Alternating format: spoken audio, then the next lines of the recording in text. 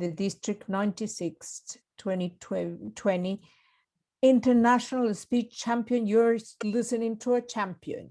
He is currently the VP of Membership of Blue Heron Toastmasters Just Pro. And let's welcome Scott to his presentation. Scott, is all yours, the mic.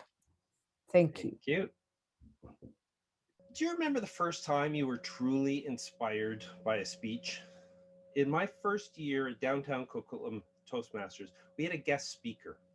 His name was Reg Bowler, and he delivered the first of two of his district championship speeches.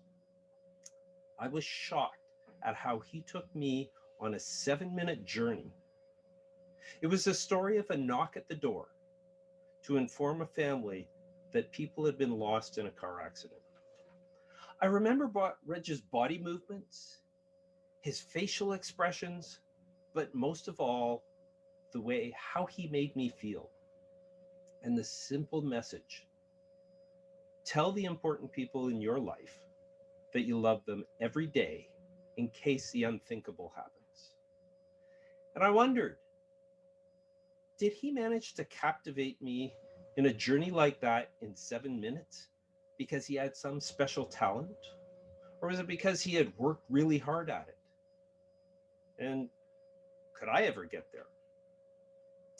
I believe that besides writing, practicing, and delivering speeches, one of the most important aspects of growing your speech writing or speaking capability is to watch other speeches with a critical eye. That is, to evaluate them.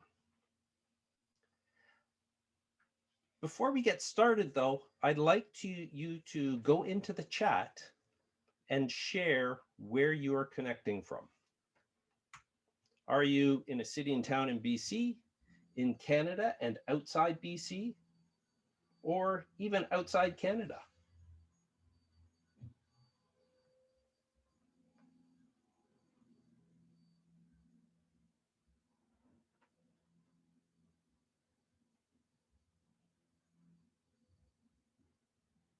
Okay, I see lots in the Lower Mainland. I see a Kelowna. When is from Kelowna? A couple from We have Kelowna. one from New Zealand. Oh, fantastic. Okay, so we've got a few from our kissing cousins from District 21, as well as some from District 96 and New Zealand. Fantastic. So great to hear. And I'll just give you a little bit more background about myself. And I'll use a quote from Rick Ocasek, who was lead singer of the Cars. Refusing to ask for help when you need it is refusing someone the chance to be helpful. And evaluators are always helpful. We all need feedback to grow. I personally find it pretty difficult to ask. Toastmasters, one of the things it has taught me is that if you ask and if you get feedback, you grow much faster than if you did it on your own. And so I'm going to ask for your help in 3 areas. I'd like your feedback at the end on this, on how well I was able to connect with you virtually, whether you thought I used some humor and storytelling, and if there are areas where I could improve there, I'd love feedback on it. And the last thing is making it interactive for you. Adults learn by doing. They don't learn by listening to someone talk for 120 minutes.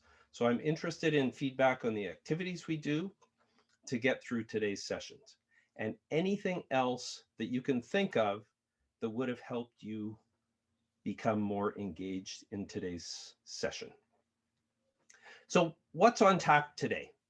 We're going to cover 3 topics today.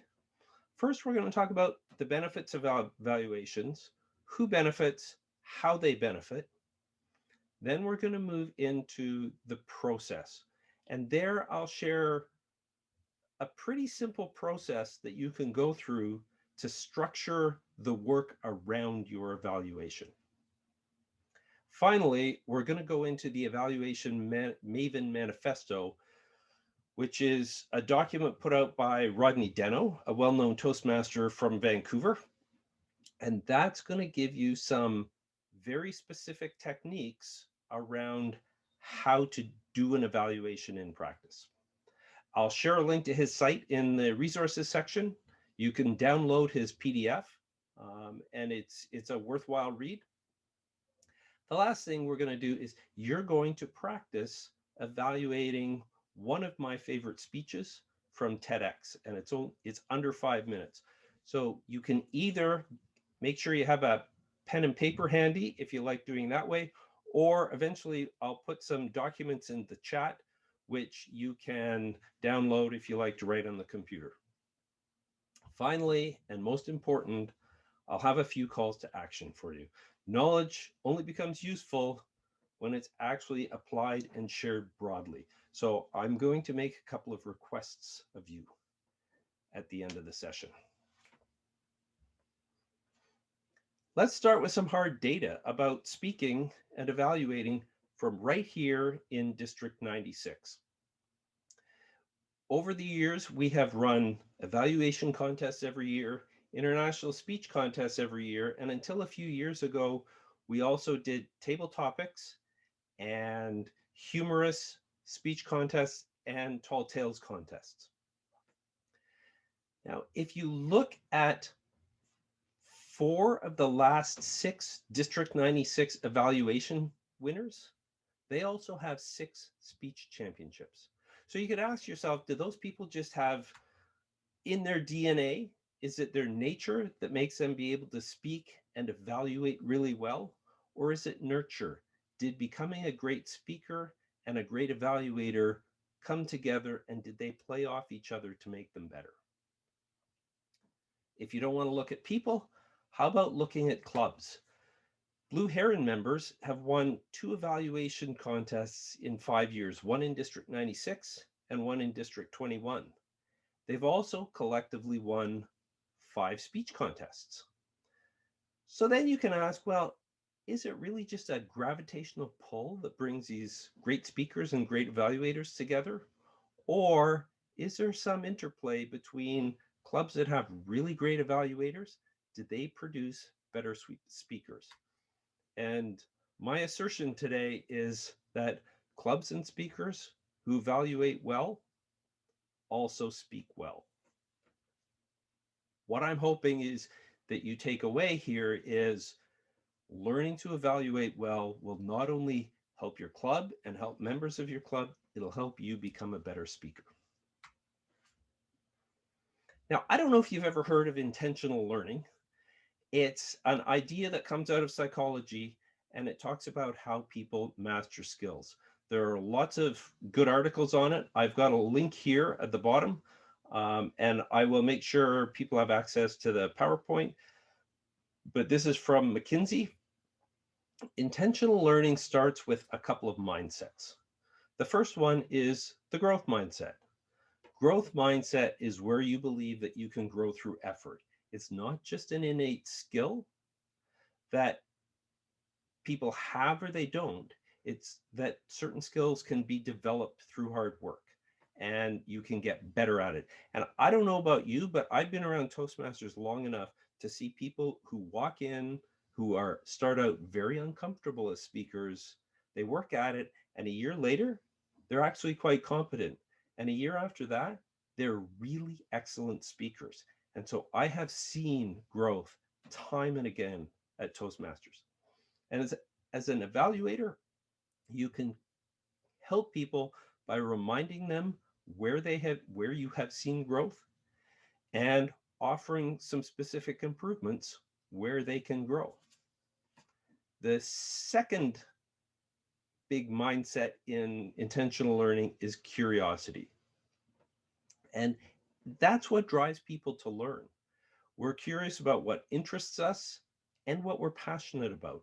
And feeding that curiosity is what pushes learners to continue. You can build that curiosity by exploring your fears, looking for novel experiences, or focusing on what your true passions are.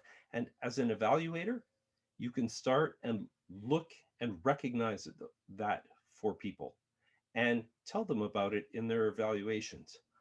I know in about 2018, I started to feel a little bit comfortable in my club. It was the same group of people at downtown Coquitlam Toastmasters. They were great people. They were really supportive. And it was the same ones every week. So I signed up to be a pathways guide. And that meant I had to go give a somewhat prepared speech to 8 different clubs. And that actually stretched me a little bit. It wasn't nearly as scary as you would think, because again, supportive people, but it did help me grow. It also fostered my, what was at the time, a budding interest in teaching. Now, as an evaluator, you can look at what people are really passionate about and encourage them there. I had a protege when I was a mentor at downtown Coquitlam Toastmasters who was pretty new. And in his third speech, he came in and told us that, introduced his speech topic, that he was going to talk about a battle in a long war that happened in Asia 1,000 years ago. And I thought, this could go badly. It might not be interesting to people. And something like that could be a very complicated topic for 7 minutes. But as soon as Jamie started speaking, the awkwardness turned into passion. He was really excited about this, and it was infectious.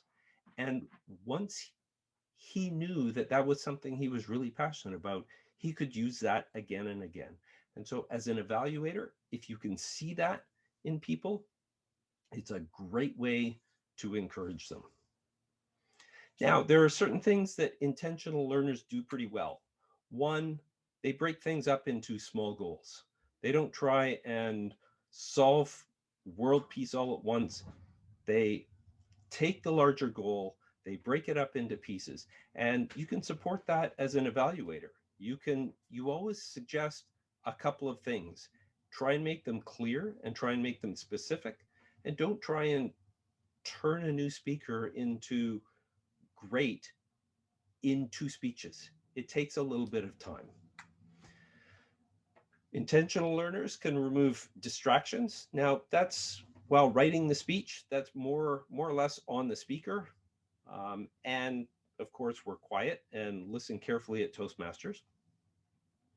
Seek feedback is another thing intentional learners do. And of course, as an evaluator, you are offering feedback. So that's great. Practice deliberately. Now, what deliberate practice is where learners focus on skills that are just outside their capability. And so as an evaluator, if you can see where they're improving and challenge them to go just that little bit farther, that's a great way to help them along. And finally, intentional learners reflect. And you can either as a mentor or just after an evaluation, you can go and talk to the speaker, ask them what they thought, and get them thinking about what happened so that it will help them grow more quickly. All right. Who benefits from an evaluation? Well, actually, everybody. Clearly, the speaker gets some benefit from the evaluation because somebody watched their speak, offered some suggestions, let them know what they're doing well. The audience, they actually have it pretty easy. They get to see a speech, learn from that, and learn from the evaluation. And so they can also grow.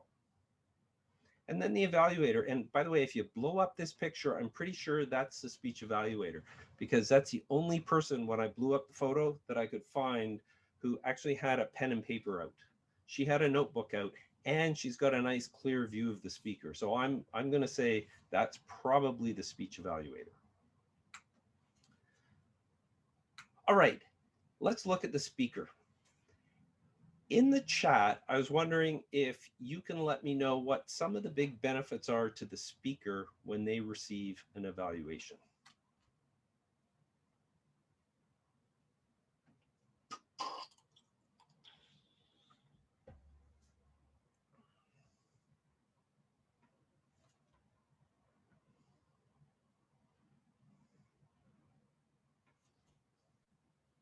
See themselves in the eyes of the audience. validation and reinforcement of their efforts and approach, both great. I love the in the eyes of the audience, because sometimes we don't know what the impact we're having is, but if we get an evaluation, we at least see the impact on one person, and that probably projects to lots of others. Finding out what they did well, confirm what they know and felt about their speech. Excellent answers. Different perspectives, gender, age, profession, culture. Thank you, Fatima. That's a good one. We never know who's in our audience, but chances are they're not all exactly like us. So getting a sense of how our speech is going to land with different people is great. Marilee says building confidence. Carol, to learn where are the good areas and areas that need to be worked on in the speech. Yes, no speech is perfect, but almost every speech I've seen has some really positive things, and one comes up with subconscious habits. So I kind of group what the speaker gets out of it in two areas. One is the insightful speech feedback. So what is the speaker doing well? What can they improve? And as a couple of people have pointed out, maybe they saw my slides, but it's one person's perspective. And that perspective may be different from my own. And that gives me another window to look through. Second one is inspiring personal motivation. And I saw a couple of responses here. Marilee had said building confidence in the speaker. First off, acknowledge the effort, if nothing else. Because if you think about it, even if it's not a great speech, that person probably worked hard, put it together, and was brave enough to get up in front of a bunch of people and speak. And that actually puts them ahead of about 90% of the population just by doing that. And building up their confidence, letting them know, as Marilee said, what they did well. And those two things help encourage the speaker to continue on their journey. So there's the practical part of what's good in the speech, and then the inspirational part of convincing the person to keep going. So now let's jump over to the audience. And again, in the chat, can you share what you think the audience gets out of it? Everyone else saw the same speech as you. They may have been a little less focused on analyzing because they didn't have to do a speech evaluation. But now they're going to watch you do a 3-minute evaluation. So Ray says the audience is either can be entertained or informed. Again, Jaya is right. New knowledge of what the evaluator saw, a different perspective, and Mariah Jane, thank you. Understanding that everybody sees something a little bit different. And sometimes when you see something, it might be that someone else saw something different that's really positive that you didn't pick up on. So learning what was effective. Learn something by seeing someone else do it. Excellent. You can learn a lot about evaluation by watching really good evaluators. So the benefits to the audience can be personal. A couple of people mentioned this. You get to see another person's perspective, and you become aware of a broader array of perspectives out there. You also get feedback that's 100% safe. You didn't have to give a speech. You're not sitting there. You're just listening. And that helps the audience improve their speeches, and as someone pointed out, maybe improve your evaluations. The benefits are also collective.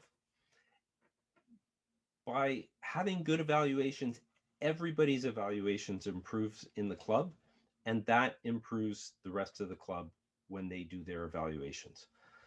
Great evaluations also contribute to creating a safe environment for people speaking in the club, and that's absolutely important. If you agree with my hypothesis about great evaluations creating great speakers, the entire club benefits from better evaluations, and that rising tide lifts all boats. So it improves the overall club experience. Last thing, how about that evaluator that is sitting there? In the chat again, let's see what you think some of the benefits are to the speech evaluator.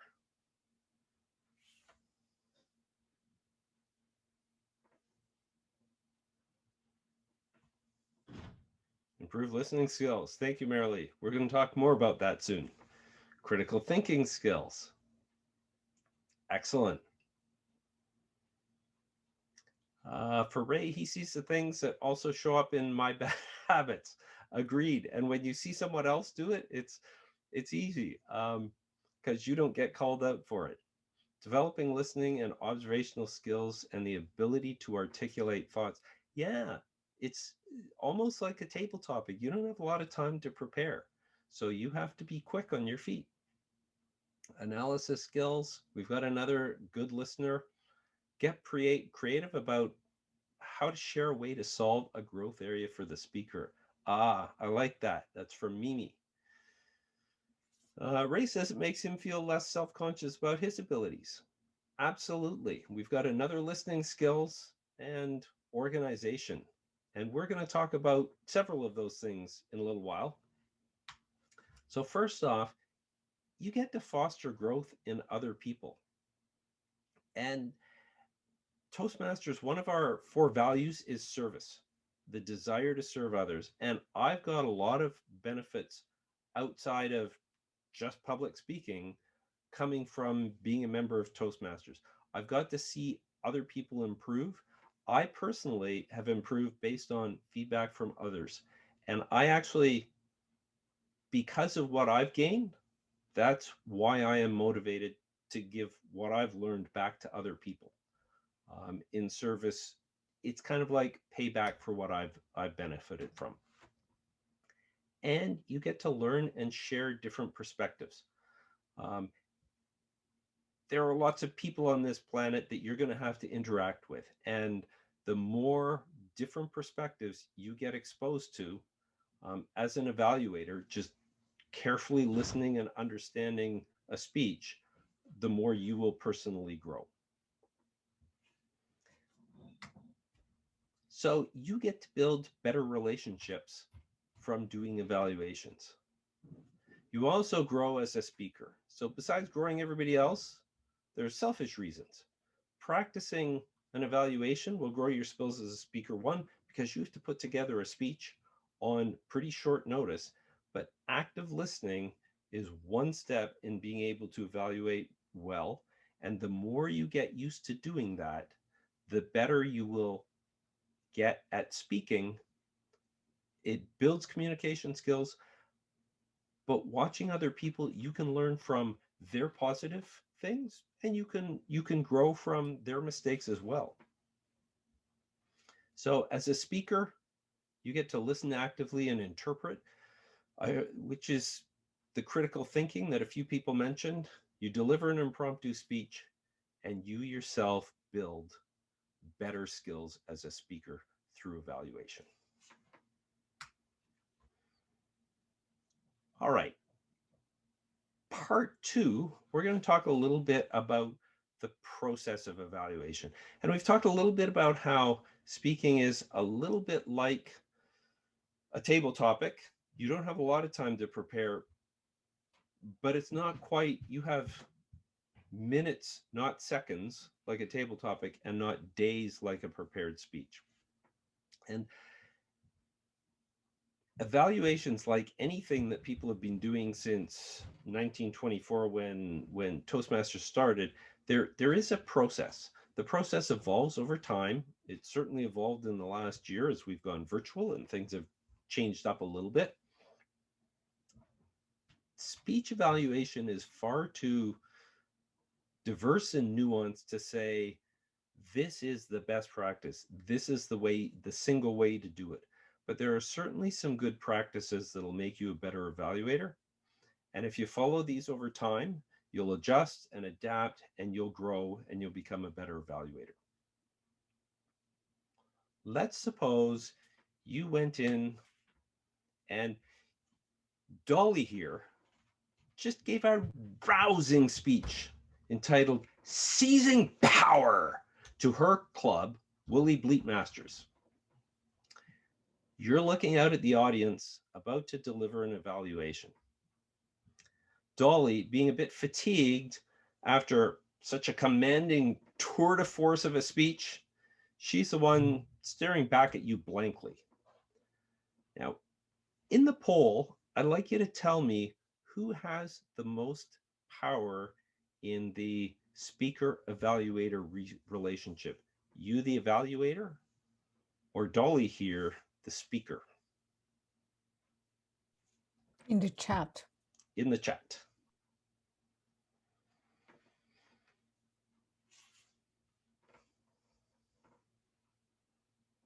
Evaluator after the speaker. We've got a couple say evaluator. We've got two say the speaker.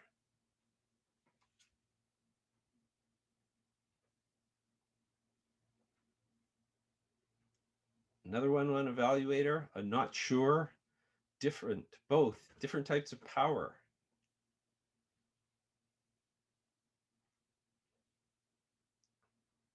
If the evaluator is serving, then the speaker. Interesting. If the speaker ignores everything the evaluator says, then apparently the speaker has the power. Yes. Okay. The obvious answer you can think of as the evaluator, because after all, they have the podium, they're doing the talking, and as they're evaluating or in a way even judging the speaker's performance.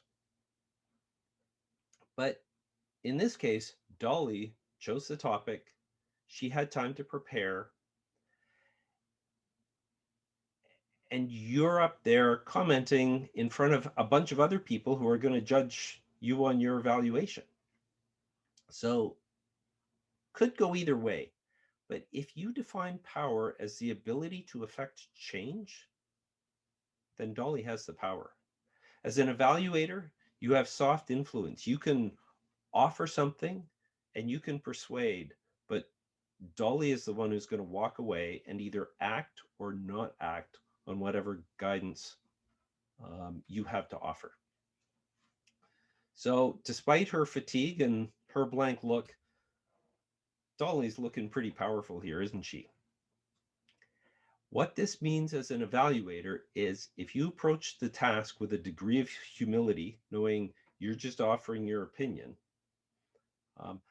and hope that you deliver a message in a way that informs and inspires, then it's more likely that the speaker is going to act on your suggestions. And generating that action, improving them on the next speech, that's the power you want to wield. So in this section, we are going to talk about different ways, different techniques that you can use, and a process that you can apply to help make sure that Dolly acts. So let's break down the sequence of a great evaluation. 1, you can do some preparation. Get ready to evaluate the speech before it even happens. 2nd, listening. And I saw in the chat a few things about evaluators improving their listening skills. We're going to talk a little bit about 3 levels of listening. Next up, inspiring. You want, as part of your evaluation, you want to inspire the speaker to act and motivate them. 4th, you're going to evaluate the speech content and the content and the structure and the delivery. And hopefully if you've inspired them to act, that's going to offer them a direction. So you're going to guide them along. And finally, you're going to follow up to make sure that there's some clarity and maybe there's an opportunity for a little bit more learning after the fact. So what do you do to prepare? All these folks are about to run 100 meters, but they are getting prepared. For you, first off, before the speech, find out what the title is, the topic, the Pathways project, get all of the speech details, and also talk to the speaker. Find out what specifically they're looking for input on. Particularly experienced speakers, they probably know exactly what they're working on. So if you ask them, then you'll have a good idea of what to focus on in your evaluation. And you can also review the Pathways project. If you found out what the project is from the speaker, then you'll have a good idea what you can evaluate on based on the content of the speech project. You can also look at some of the Evaluation Maven patterns, and we'll talk about those in the third section today.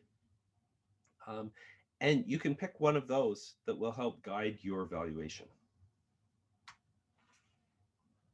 Next up is listening, and predators are very good at being very, very, very focused. You're not going to eat your speaker, but you do need to focus deeply on what they have to say during their speech if you're going to do a really good evaluation. And the key is practice being present, engage in active listening, and that's a great skill to develop, not just as an evaluator, but also listening to your coworkers, and I will say also with your spouse. Now, there are 3 levels of listening.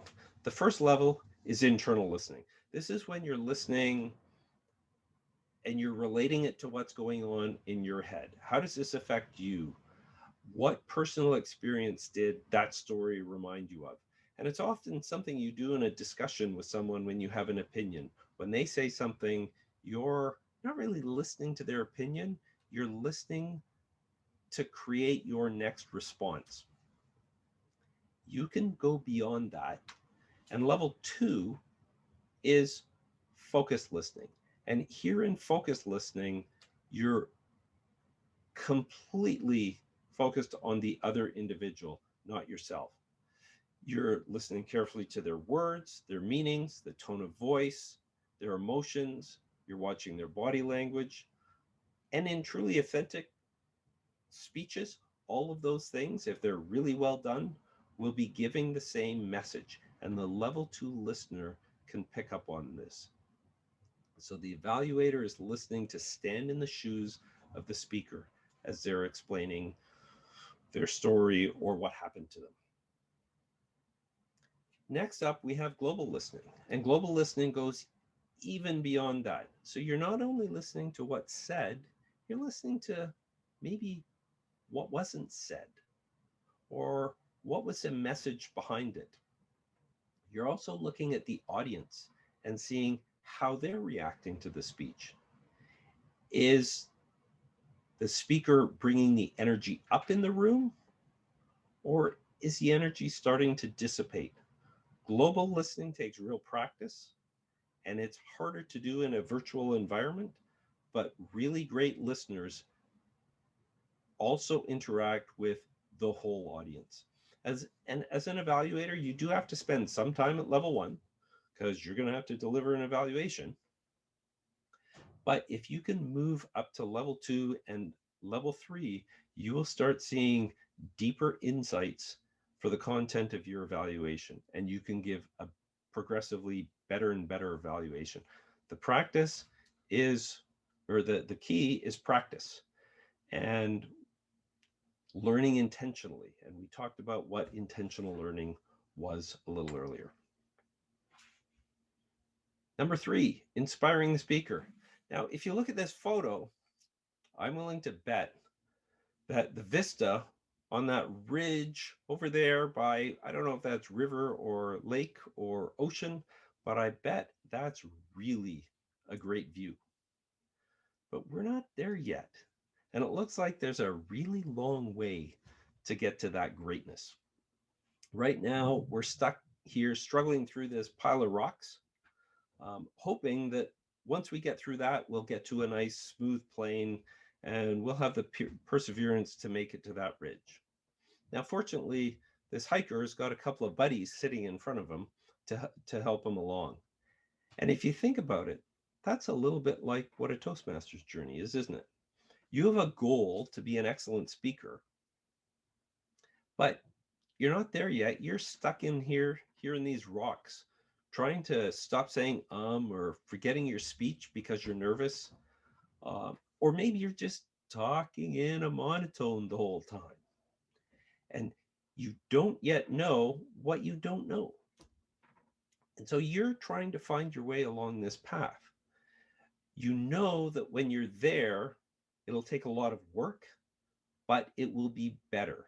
And at times the path feels rocky, other times it's easier, but it always takes perseverance to learn and grow. Having a good club with excellent evaluators and a couple of close friends make the journey faster and they make it easier. Toastmasters educational program, Pathways, provides you lots of goals along the way to keep you going. You have level completions, you have path completions, and excellent evaluations that offer tips but also inspire you to continue are a great way to go. So, how do you go about inspiring someone? First off, show that you care. Um, don't evaluate people if you don't really care how well they do, because the audience and the speaker can tell. If you're going through a nasty divorce with someone, you might not be the best candidate to evaluate them. Imagine, what a lovely speech on finding new love. Too bad Chris didn't remember the love we shared before emptying our bank accounts and abandoning me with our 3 children. That's a great opening line for what would be an interesting evaluation, but I don't think it would be a helpful one. So as long as you really care and give your honestly held opinion, you can evaluate. You want to offer something that you saw as an audience member. This is your opinion, and some evaluators will point that out explicitly. This is just my opinion, but describe what you liked and a couple of places you think the person could improve without just sugarcoating the speech. Next, adjust your level. Not every speaker is an Andrew Thompson or Devin Downey or Stefano Casalter, who are all district champions and great speakers.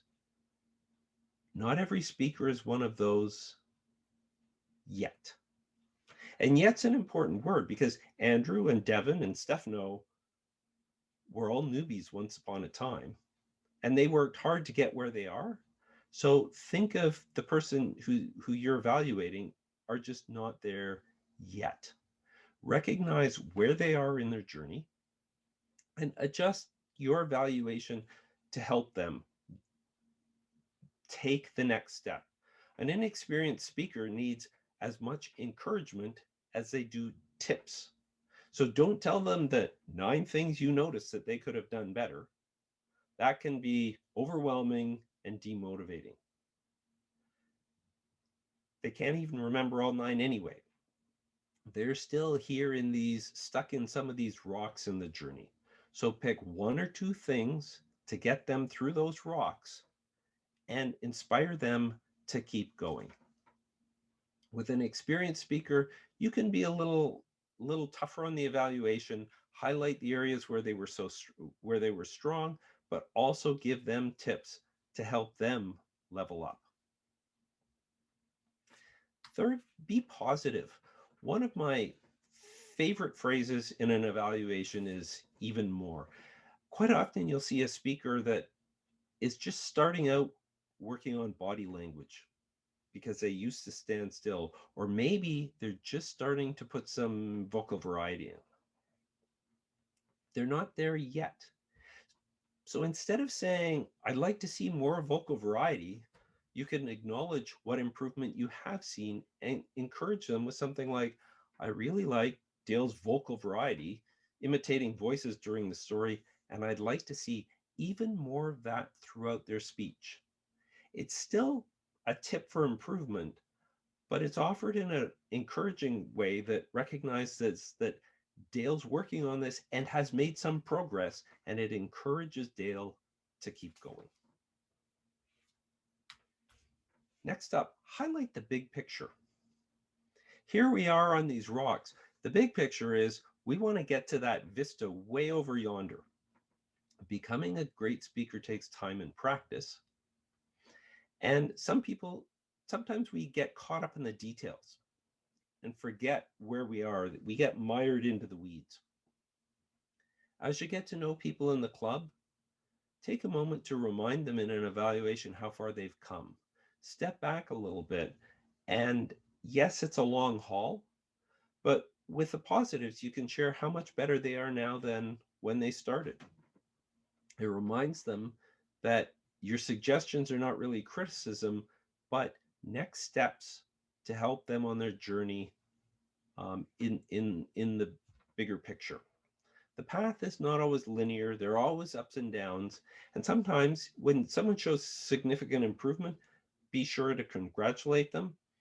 If they're having an off night, which we all do, offer a little bit more encouragement. Lastly, give a call to action. Be sure to offer the speaker a clear path to improvement. What are one or two things they can work on for their next speech? It gives them a clear goal, and remember, small clear goals was part of intentional learning. They won't get to that stunning vista on the ridge overlooking the water yet, but if you help them get through these little rocks and onto a smoother path, then your suggestions will be achievable. And if you can tie those to getting to the bigger goal, it's much more likely that the speaker will follow your advice. And as part of the call to action, encourage them to work on their next speech. The only way they're going to get better is to keep coming back. Now, guide the speaker to grow. We've talked about how great evaluations deal with the speaker. Now let's talk about some of the nuts and bolts guidance that you can help the speaker navigate that journey, evaluating the actual speech. You're there to help them navigate from where they are now to one step better. So if you're looking out here, you're going to try and navigate them to cross those two little mountains. Don't worry about getting them all the way to the horizon. The next evaluator who evaluates their next speech is going to take them another mountain over. So what I'd like to do in the chat is have you offer what you've seen as some of the really bad tips people do during speech evaluations.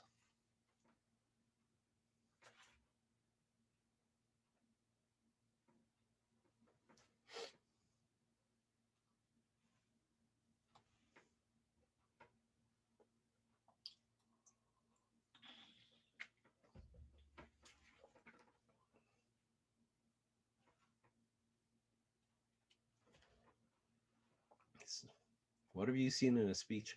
Focus on the content. Yes. That's not right. You must do it this way. Exactly. Evaluator tells her own story and offers nothing. They try and cram too much in. Yeah.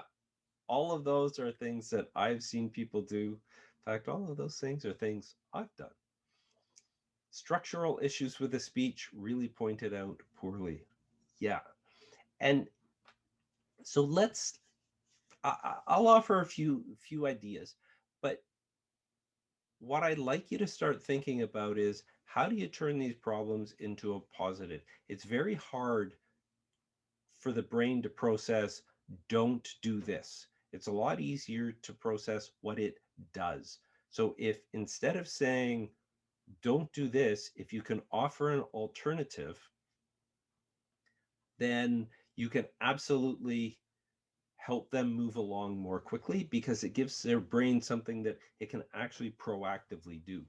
And I like Lily's last comment, repeating what was just said, as if we didn't hear it the first time. And I've seen lots of people do that. So first off, focus on just the speech. And I'll tell you a story. I'm a member of Just Pro's Toastmasters, and there are a lot of really experienced speakers there, and we're open to controversial subjects. Sometimes people have different opinions. but we try and keep the space safe. Last year, I offered some feedback on what was really a well-delivered speech that I strongly disagreed with the content. It was really hard not to weigh in on the argument made, but that's not your job as an evaluator. Your job is not to respond to what the speaker's opinion was. Your job is to help them become a better speaker. So whether you agree or disagree, it's about whether or not this speech had clarity, a clear point, was well organized, and delivered well for its intent. And so with that particular speech, I eventually offered my response to the speaker by delivering a speech a few months later with my opinion on the subject. That way, I could keep my evaluation to what would have made that particular speech better given the intent. Second important consideration is what you're evaluating. It's about the speech and not the speaker. The two are very separate.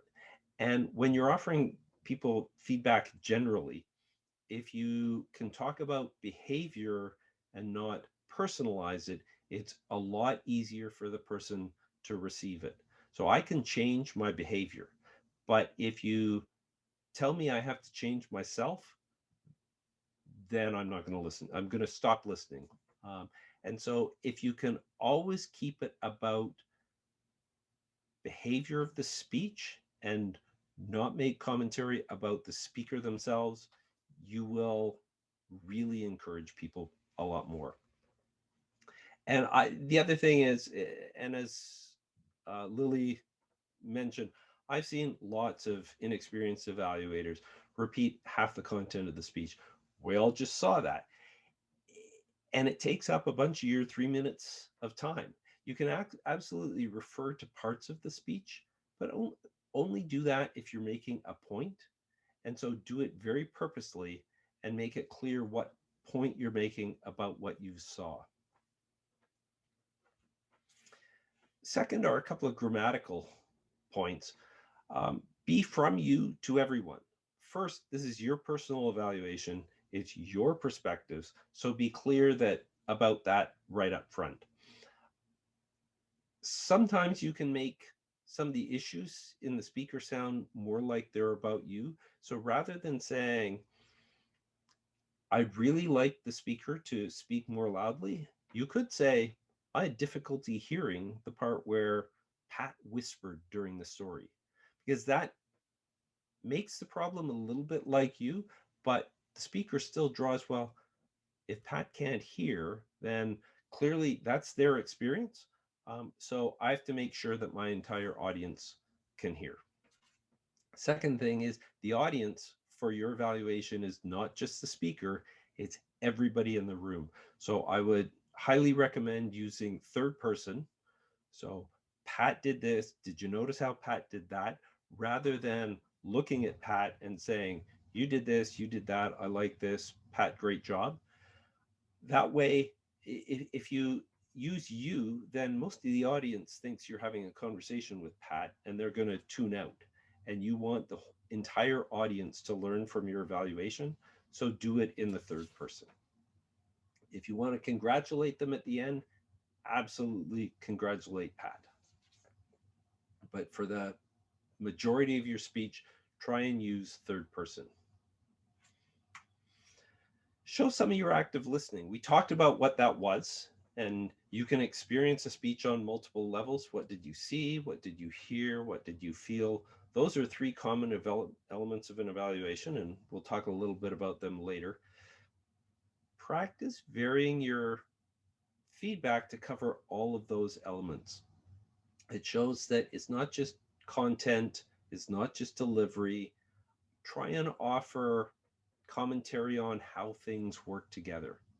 It's really hard to decide what to include in a 3-minute evaluation, but pick the ones that you think will benefit this speaker on this day the most. A lot of speakers still will focus on content, structure, delivery, but they won't talk about how all of those things work together. And if you look at the really great speakers, their vocal variety and their content and their structure and their body language all work together. And so if you can start tuning into that through active listening, you'll become a great evaluator. Clarify how and why. If you've got tips or suggestions, don't just offer, well, you do this. And that's one of the things that came up from in the chat. I forget who said it, but it was a really good point. A couple of things you can do. Say why. Why is it that you should do this? Because it's a lot easier to remember and relate to something if I understand why rather than just what I should do. And the second thing is, if you're offering a tip, demonstrate how. So if you think the person could, if there's a section of their speech where you think the person could have raised their voice and become more powerful, raise your voice and become more powerful and actually demonstrate it, because that gives them a clear example of how they can improve. Finally, summarize to close off your evaluation. You just delivered a whirlwind three-minute evaluation. It's only 3 minutes, but before you leave the stage, summarize 1 or 2 or 3 key takeaways from the speech so that everybody knows what you thought was the most important. If you're ever in a speech evaluation competition in Toastmasters, you lose about 15% if you don't do a summary right off the top. So, and it's not just for competition, it's really what are your really important takeaways for this speaker? All right, you just finished your speech. You're done. You sat down. It's all over. You're good to go. Well, actually, not quite. There are a couple of other things that you can do to make sure that you've done a great evaluation and that there is continuous growth. First off, accept feedback. Your general evaluator should offer you an evaluation of your speech evaluation. Listen to what they have to say and see how you can grow over time. Second, check in on the speaker. Get their feedback. What would have helped more, or what really landed for them? And they might not have fully understood a couple of things you said. So it's worth checking in with them just to make sure that they understood some of your key points. And you might have 1 or 2 other ideas for them that you didn't have time for in 3 minutes. Finally, make sure you recognize the speaker's improvement. And if you've offered feedback in the past to this particular speaker and you see how they've acted on it and improved, absolutely recognize that. It's a great way to get praise for what's been suggested to you, to get acknowledgement that you have grown and you've done that. And it also makes it more likely that people are going to do the things you said in this evaluation because they recognize that they can grow. And if that ever happens, after that, make a point of patting yourself on the back because you had a hand in making that speaker better. Now, did you succeed in your speech evaluation? How do you know? Did you balance enough positives with suggestions for improvements? Did you balance encouragement to the speaker with content of the speech? Evaluation is pretty subjective and it's not a science. So how do you know if you struck that balance? Aside from what you hear from the general evaluator and getting the speaker's comments, ask yourself whether you did 3 things. Did you share some positive aspects of what the person did well and why you liked those things? And were they directed at the audience so everybody can learn? Second, did you offer some specific areas for the speaker to improve? A very junior speaker, maybe you only need 1 or 2. A more experienced speaker, you might find 2 or 3 things to fine tune, but always, always offer some way to improve. Finally, encourage the speaker to come back. Did you do that? Did you tell them you're excited to hear what their next speech? If you've done these three things, you probably gave a great evaluation. And if upon reflection you think there's a couple of things that you could have done differently to help you improve, that's okay too, because as an evaluator, just like as speakers, we are all learning here. Building your awareness of where you need to improve is the first step in improvement. And improvement is what we're all here for. That covers the process of evaluation. What I'd like to do now, before we go on to the Evaluation Maven Manifesto, is I'd like to take Yuri's at 5 or 10 minutes, typically. 5 minute break. 5 minutes? If you want to. Okay, let's take 5 minutes. I'm going to go drink some water and we'll come back. In the meantime, maybe Yuri, you and I can have a quick chat about numbers of people and what letters their last names begin with. Yes. All right. Okay. And during the break, we got a really good question from Jaya. Could I please talk about the fear of giving an evaluation itself? And in some ways, giving an evaluation is tougher than giving a speech because you are, in a way, offering feedback to someone. And I think some of the things that we talked about in process, like if you offered us your perspective and just your perspective, and if you really care, I think people show up at Toastmasters, they know they're not perfect. And if you mix in some encouragement along with some suggestions and use some of the ideas of you're not there yet, and I saw in the chat, I think Natalie said in her club she uses even better if. So rather than saying you shouldn't do this or you did this wrong, it would be even better if you did this. And it's another one of those more positive ways of saying it that are less likely to trigger people because everybody recognizes we're here to grow and nobody's perfect. I always think of the word spelled PERFECT in Toastmasters. It's a verb, not an adjective. No speech is perfect. We are all trying to perfect our craft. And the evaluation is a step on the way for people to get there. The last section of our workshop this afternoon, before we go into a call to action, is to talk about the Evaluation Maven Manifesto. I don't know if any of you know who Rodney Denno is. He's a pretty well-known Toastmaster. He was very involved a few years ago, but he has written on how to speak, how to evaluate, how to manage clubs, how to run contests, and he has a website, rodneydenno.com, and I'll have a link later in the presentation. One of the resources he's got there is called the Evaluation Maven Manifesto. And in this section, we're going to talk a little bit more about what to evaluate, and then we're going to look at some of the techniques in the Evaluation Maven Manifesto.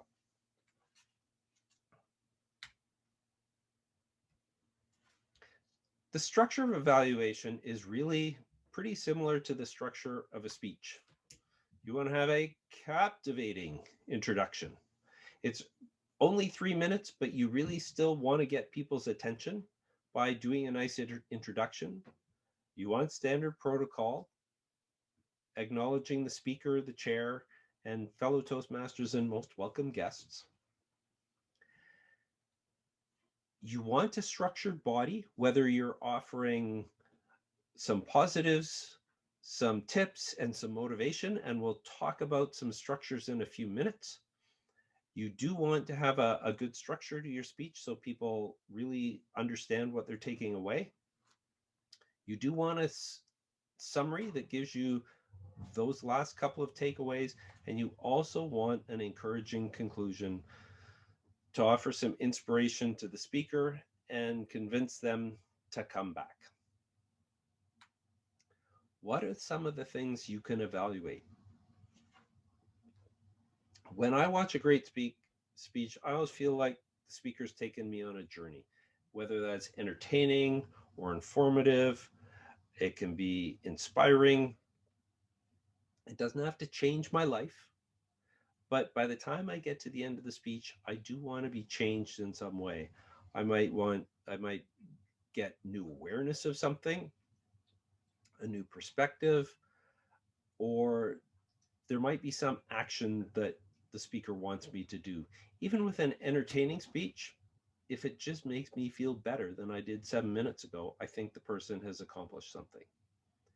What are some of the things that you can really look at? First off is physical location. Did the speaker use what was available to them to take me on the journey? And when you're looking at the physical location, did the speaker move across the stage or hide behind a lectern? And what the heck is a stage and a lectern now that we're here in the middle of a pandemic lockdown? I have to admit, I miss the stage, and we will get there in eventually, I hope. But for now, you might ask how the speaker used the physical location. They have got this little box. That's their stage. Some people may move back and stand up so they can use full body. Some people want to be a little more intimate and a little bit forward.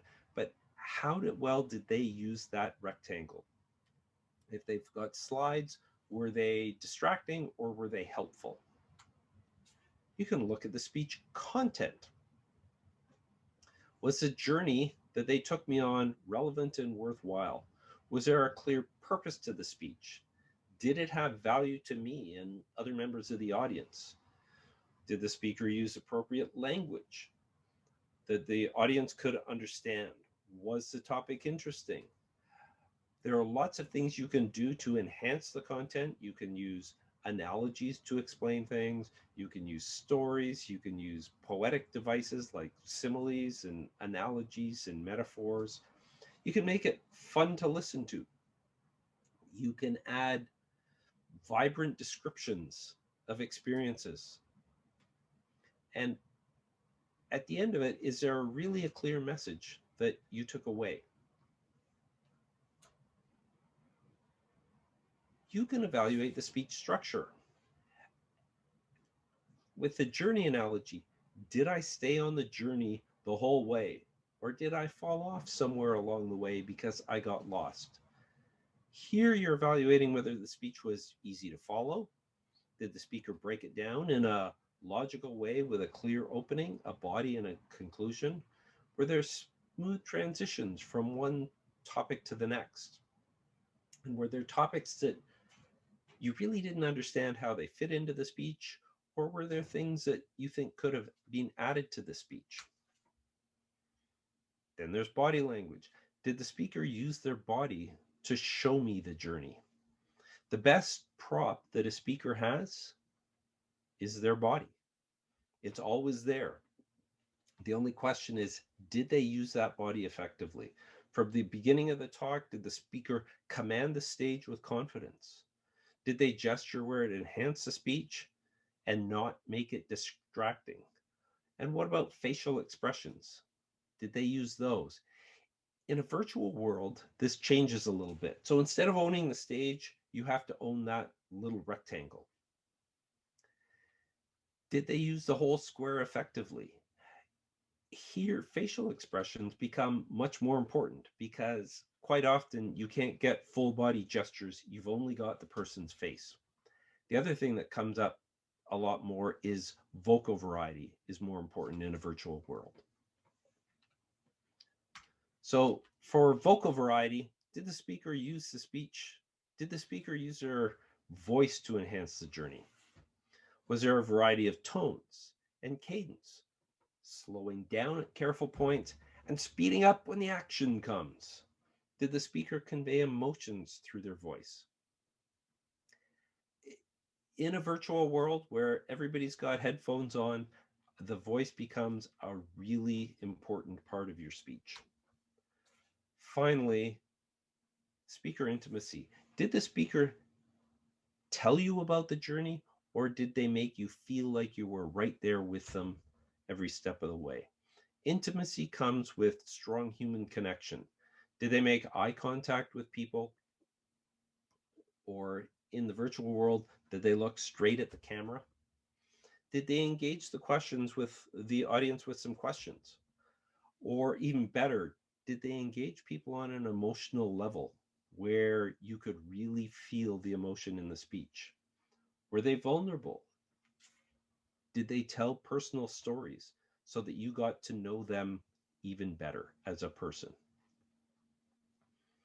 Finally, there's resonance.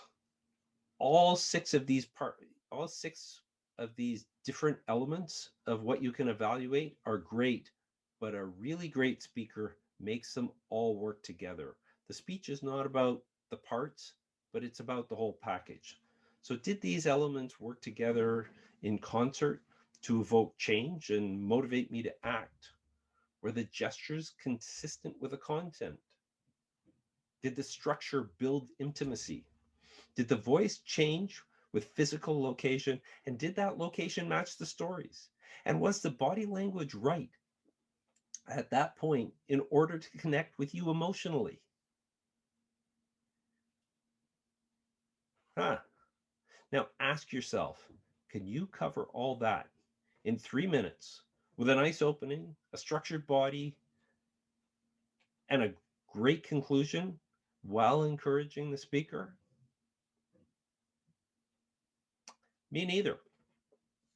And herein lies the art of the evaluation. You have to decide what you're going to include, knowing that you're going to have to leave some things out. So ask what the most important points are for this speaker, this speech, and this audience. Are there themes that you can put together in 3 minutes? Pick where you're going to focus up front, and you can adjust it as time unfolds, as the speech unfolds. That's why during the preparation, you talk to the speaker, you look at the Pathways Project. Start off following those, but if the speaker tells a really great story with a wonderful visual description that you weren't expecting, well, make sure you bring that in. I know for me, content and structure comes more naturally to me. What I'm working on and learning is more about focusing on the connection and the body language. So learn what your strengths are and learn what areas you want to work on. You get to evaluate lots of speeches as a Toastmaster. And you can also do an evaluation of even the ones that you're not giving the full evaluation to, but you can jot down notes in practice. Active listening helps you learn from other speakers, and you can incorporate their strengths and into your speeches, and you can avoid some of their pitfalls. As Ray said, feeling better about other people doing some of the things that he thinks are his bad habits. 3 minutes goes by really quickly. And so this is where you have to filter down.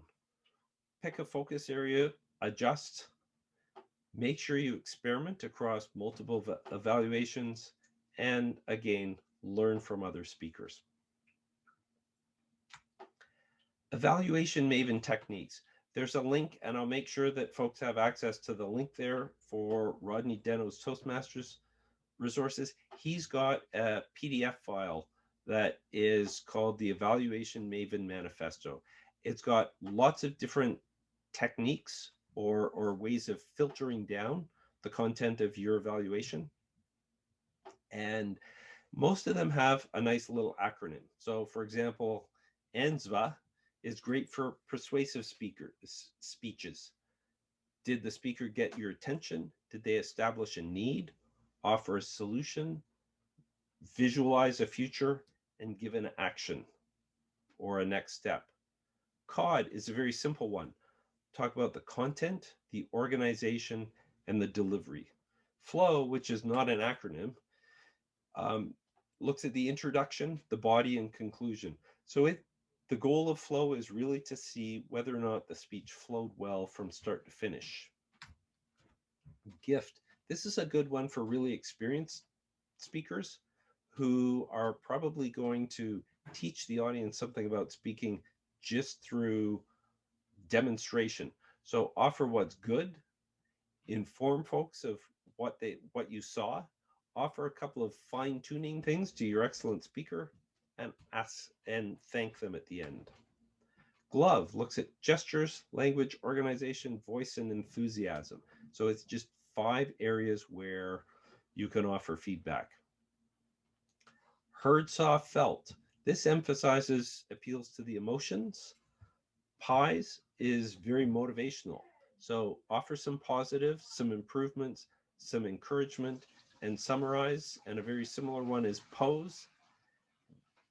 And that is positives, objectives, suggestions, and encouragement. And that's good when you really want some specific objectives to be met by the speech. So there's 8 here. They're just great ways to organize your speech. And the way it works, and if you look at the Evaluation Maven Manifesto, you will see this. They give you a little worksheet for each one. This one is for heard, saw, felt. And this is one that I used when I evaluated a speech about a week ago. In each category, look at the speakers, draw a column for the speaker's strengths and a column for suggestions for improvement. And for this particular speaker, while they were speaking, I filled out a bunch of ideas. Then while I was trying to put together what my evaluation looked like, I start writing numbers on them. So I'm going to talk a little bit about what they did really well here, demonstrating with personal stories, and that took me over to feel. And so I moved down here into what I felt. I came up with what I saw, offered a tip, went back to what I heard, and the call to action, offered another tip. So really, I just use this as rough notes for what I could talk about. And sometimes I don't have time to talk about everything, but I really just number my way so that I have a nice flow through my evaluation. And at the end, give a summary and some encouragement. Those are the Evaluation Maven techniques. What we're going to do now is give you a chance to try and use some of these. So what we're going to do is we're going to look at a speech, one of my favorite speeches. It's under 5 minutes long. It's a TED Talk by Rick Elias, 3 Things I Learned While My Plane Crashed. And for folks whose name in the Zoom room, it starts with the letters from A to K, I'm going to ask you to look at content, organization, and delivery. If your names start with the letters from L through Q, I'm going to ask you to use flow. And names starting with N to W, heard, saw, felt. And Natalie, it's whatever the name is at the beginning that you use in the Zoom chat. So if you look at mine, it is Scott Hayward. So that's what I would be an S. And what I'm going to do is I'm going to share a number of files. If I can do this. So if you have a pen and paper, you can use pen and paper. If you prefer to do things electronically, you can pull a really simple Word document out of the chat room right now, depending on whether or not you're using COD, Flow, or HSF. And all these do is put the category down the left side, and it's got a section for what the speaker did well, the speaker's strengths, and suggestions for improvement. What we're going to do now, and I think we're going to have to switch over, Ray is going to take over. And flow merrily is defined. Let me just go back. Flow is introduction, body, conclusion. That's the one that's not an acronym. So what you would do there is offer feedback on what you thought of the introduction, the body, and the conclusion.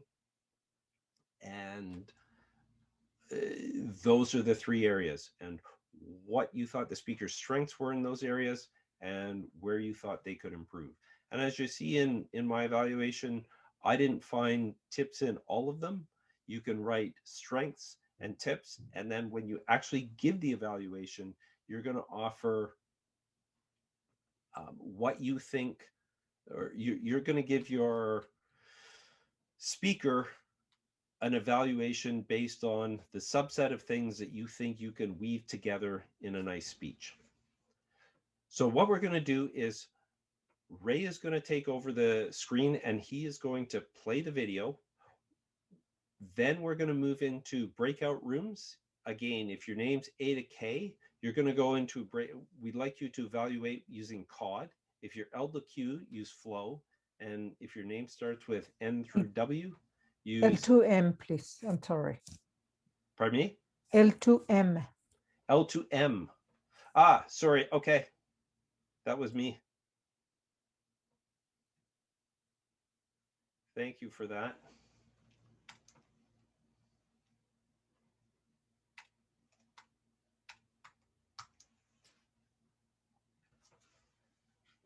L to M, you're going to use flow, and N to W, you're going to use HSF.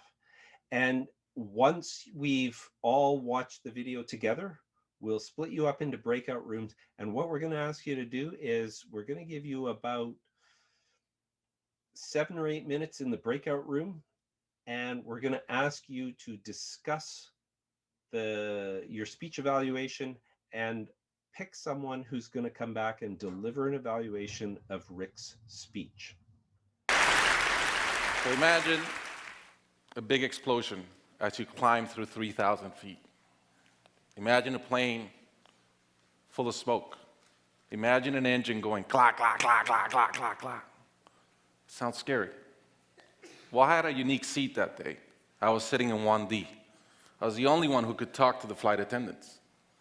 So I looked at them right away, and they said, no problem. We probably hit some birds. The pilot had already turned the plane around, and we weren't that far. You could see Manhattan. 2 minutes later, 3 things happen at the same time. The pilot lines up the plane with the Hudson River. It's usually not the route. He turns off the engines. Now imagine being on a plane with no sound. And then he says 3 words, as unemotional 3 words as I've ever heard. He says, brace for impact. I didn't have to talk to the flight attendant anymore. I could see in her eyes, it was terror. Life was over. And I want to share with you 3 things I learned about myself that day. I learned that it all changes in an instant. We have this bucket list, we have these things we want to do in life, and I thought about all the people I wanted to reach out that I didn't, all the fences I wanted to mend, all the experiences I wanted to have and I never did. As I thought about that, later on I came up with a saying, which is, I collect bad wines. Because if the wine is ready and the person is there, I'm opening it. I no longer want to postpone anything in life. And that urgency, that purpose, has really changed my life. The second thing I learned that day, and this is as we clear the George Washington Bridge, which was by not a lot, I thought about, wow, I really feel one real regret. I've lived a good life. In my own humanity and mistakes, I've tried to get better at everything I tried. But in my humanity, I also allow my ego to get in. And I regretted the time I wasted in things that did not matter with people that matter. And I thought about my relationship with my wife, with my friends, with people. And after, as I reflected on that, I decided to eliminate negative energy from my life. It's not perfect. It's a lot better. I've not had a fight with my wife in 2 years. It feels great. I'm no longer trying to be right. I choose to be happy.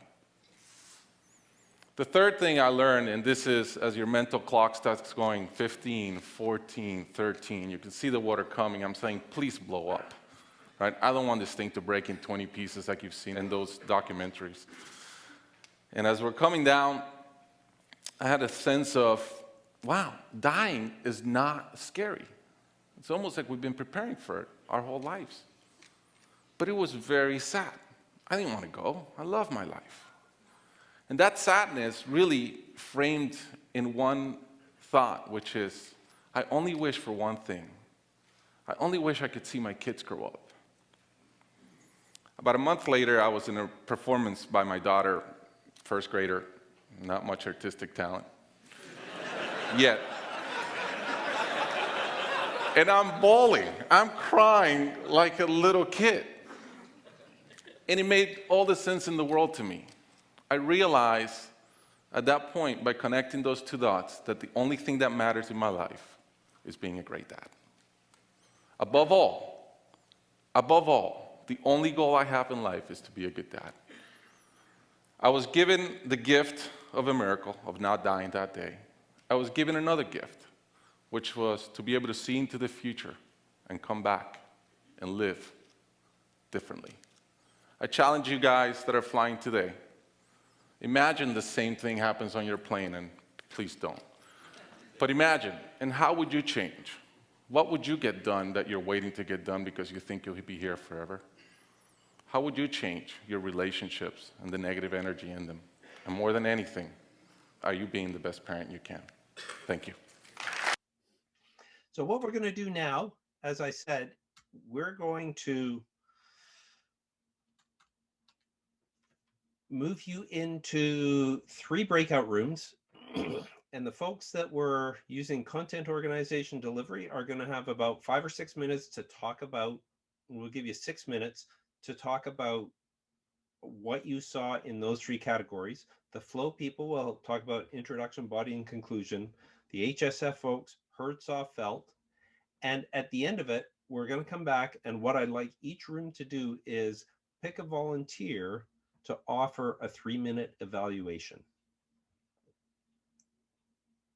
Any questions at this point?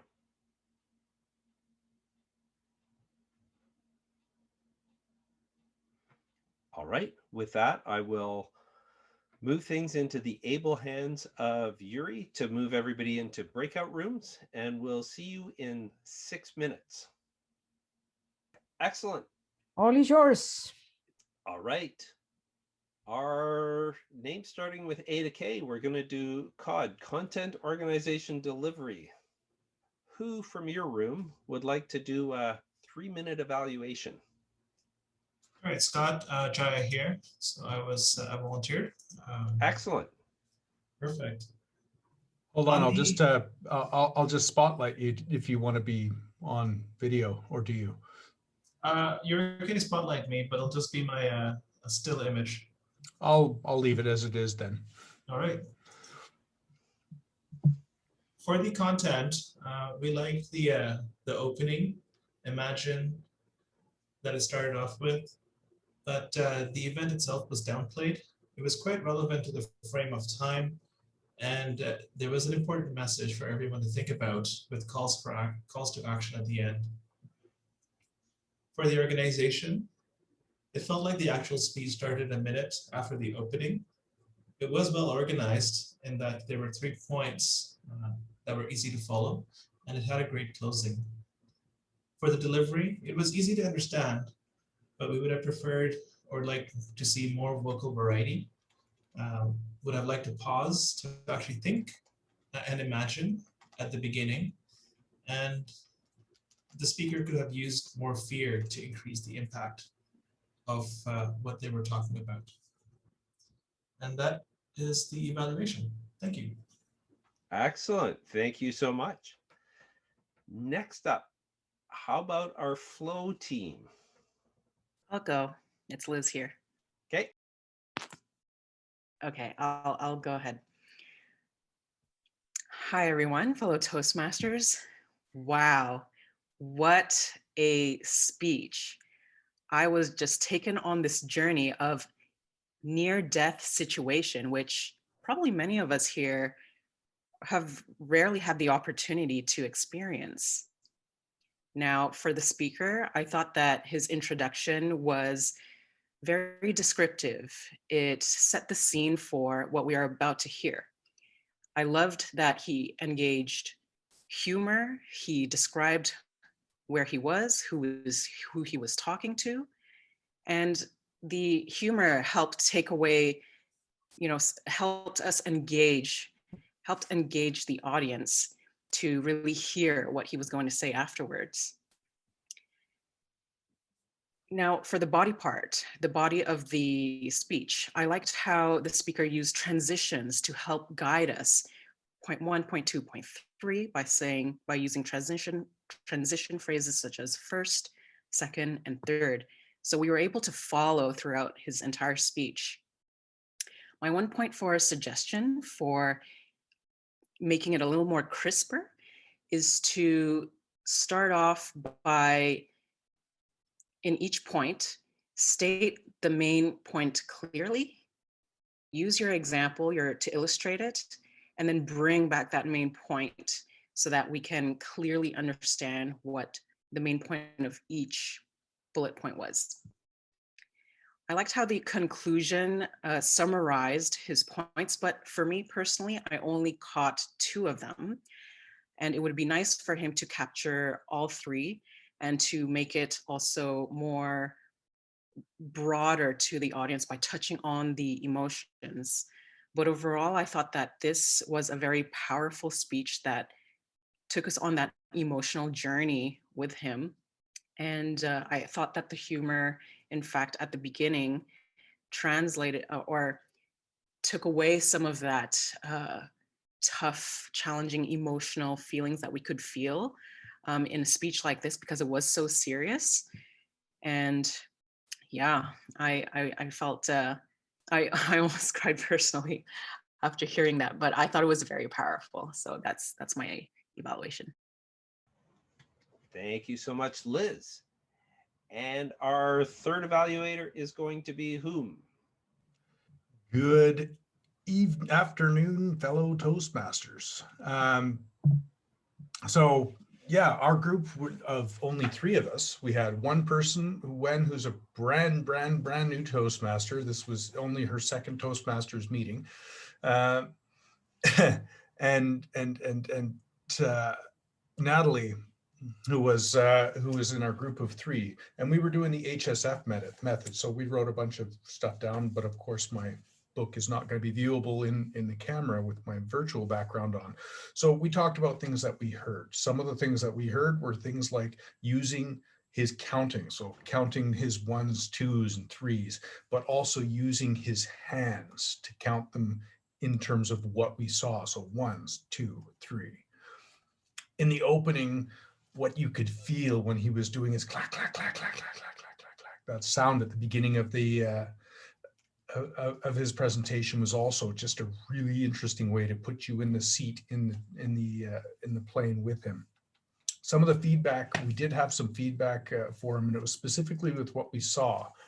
Natalie mentioned that his hand gestures, he was using basically just the one hand for his gestures, not moving too much around on the stage. So in a Toastmasters context, some feedback we would give to him would be perhaps to move around and use the stage a little bit more to connect with his audience. And I pointed out from a TED conference perspective, they actually request that you stay in that single spot and don't move that far because you want to go framing. So my feedback for improvement on that one was actually to zoom out a little bit more on their camera angle to actually see his gestures a little bit more, because I felt like the camera cropping in the edit of that video perhaps maybe didn't show us everything that he was doing because it was zoomed in so far. But that was the HSF method, and that was kind of the ideas that we kicked around as thoughts.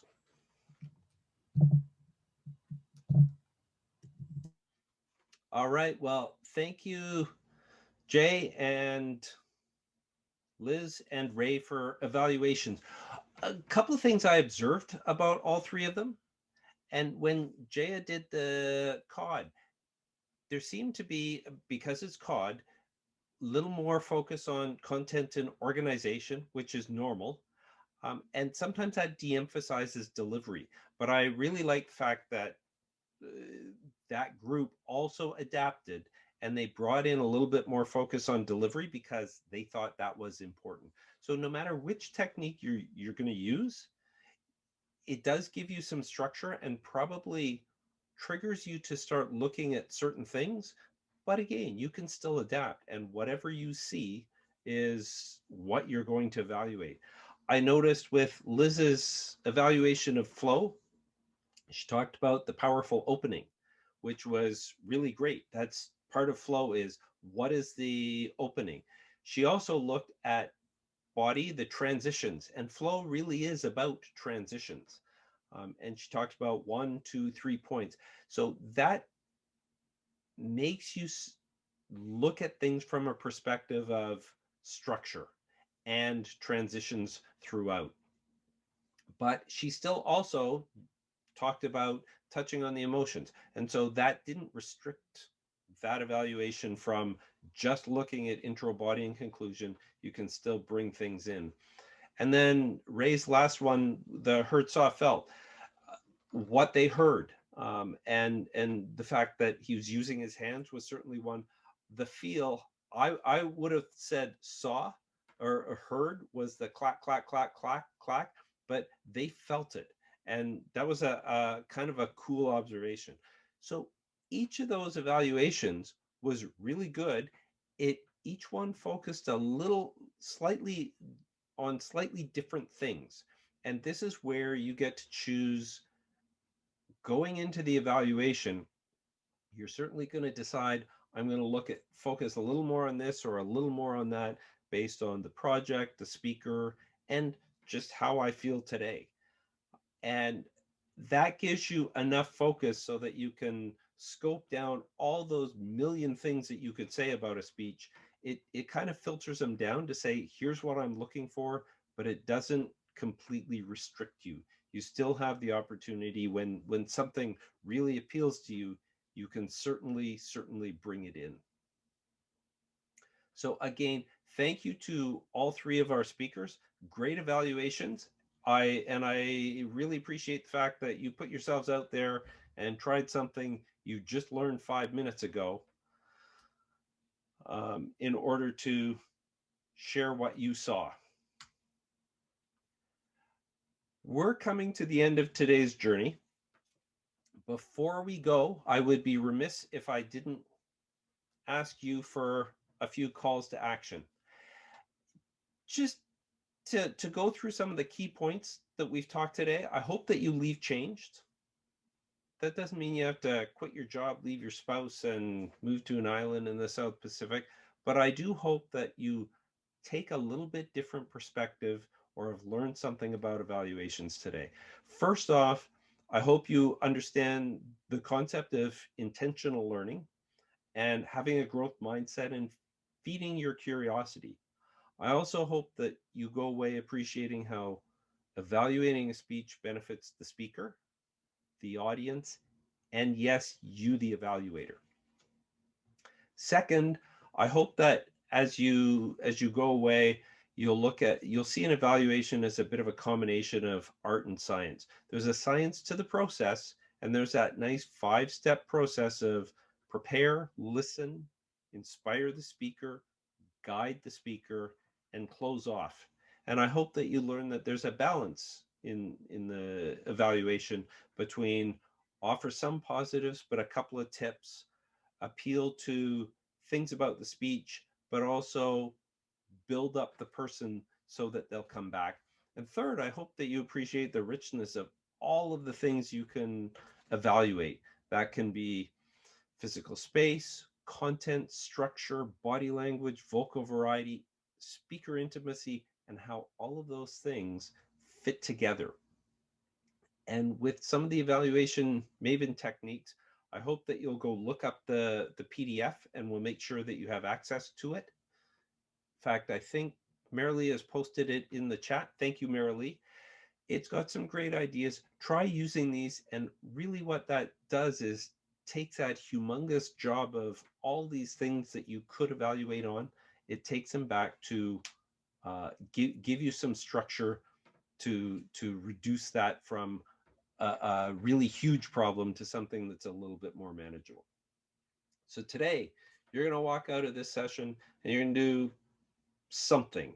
And it could be a continuum of, in worst case scenario, the session is going to become a fading memory and you're not going to remember much. Maybe you'll go away with some new techniques and be a better evaluator than you were in the past. And the best case scenario for me is you start an intentional learning practice for evaluation and start advocating for great evaluations in your club. So what can you do specifically? As an individual, evaluate. I met Renee Jacobs a few years ago. She was a former champion in, I think it was the humorous speech contest for the district. And I asked her for her advice. What could I do to become a better speaker? Her advice was go look at the top 25 TED Talks and evaluate them. There are lots of places you can practice evaluations within your club. You can go onto Toastmasters website and find championship speeches. You can go to YouTube, you can go to TED.com, and in your club, practice evaluation. Get feedback from both a speaker and the general evaluator so that you get some evaluation feedback on your evaluations. Last up today, you can actually evaluate me. And I don't know if you remember, I asked for feedback in 3 areas. 1, connecting with the audience.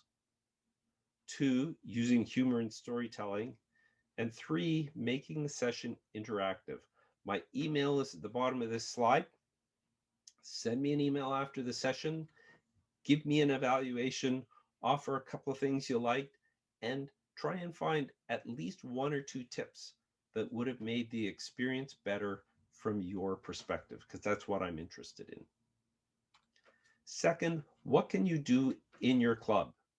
First off, you could give an education session on evaluation. Toastmasters has some basic material in some of their core resources. I think it's in the Successful Club series. There's something called Evaluate to Motivate. And this is a little manual that gives you the outline of a short talk. You could look at the Evaluation Maven Manifesto. It's got lots. If you're interested, I'll make sure that my material here is available to you, and you can pack it down and pick 1 or 2 ideas in here, give a talk in your club. Whatever you learn, share it with your club and help them improve.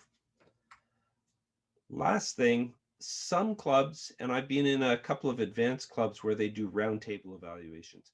After the speaker speaks, they get an evaluation and then they do a roundtable. Just Pros does this. Not every club can afford the time. Just Pros has a 3-hour meeting. But one of the other things you can do is, as an alternative, talk to your VP Education and make it a practice in your club to have 1 minute of silence after each speech. And that gives everyone in the club a chance to write a quick email with some encouragement and a couple of tips and send them to the speaker. That can be done in a Zoom chat, make them private, or via email. And when you get back to your club, a lot of clubs have a little piece of paper. That means everyone gets some practice at evaluation and the speakers get lots and lots of feedback. If you do that, you will grow speakers more quickly. And remember, clubs don't produce great speakers and evaluators because they have the right DNA or through gravitational attraction. They produce them through intentional learning. Better evaluations produce better speakers, and it starts with individual members like you. Thank you. And I will turn it back to Madam Chair. Thank you so much, Scott. An amazing, and I really appreciate an amazing presentation. I loved it. Would I like more? Oh, yes. Thank you for watching this video on the Toastmasters District 96 YouTube channel. Subscribe to our channel to watch replays of our volunteer-run workshops, contests, and other events that are happening in our district. Like this video to show your appreciation for the volunteers who work hard to run these events. And remember, we are all volunteers. Thank you.